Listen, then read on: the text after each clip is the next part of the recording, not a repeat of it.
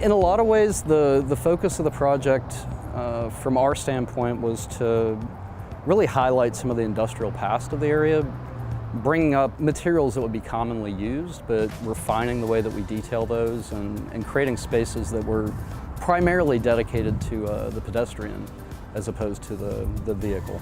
Well, we were brought in initially to look at some of the kind of public spaces that are sort of fronting onto the street, the primary intersection.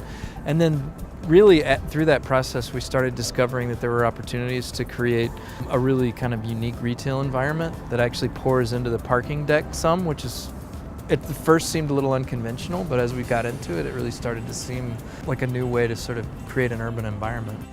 The pedestrian environment surrounding the main commercial building is what's termed as a Wooner. It's a shared pedestrian space. Basically, it's a curbless environment where pedestrians and cyclists have the exact right-of-way that a car would have. So the intention there is to try to slow down cars and allow people to kind of move more freely through the bulk of the project. When we sat down with the landscape architects and with the S.J. Collins folks, we started to very quickly realize that some of what would traditionally or conventionally be automobile-only vehicular space, that we could really reclaim that as mixed sort of space for pedestrians and places that you'd actually want to spend some time.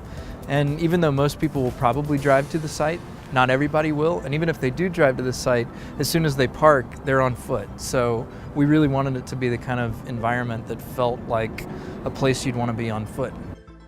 From a public realm standpoint, is we're basically creating a canvas for people to kind of operate within and occupy. The plaza will be kind of flanked on three ends by outdoor dining, and there'll be an exterior sort of bar area that will be right up on the street that people will be able to circulate around and hang out all the way around it.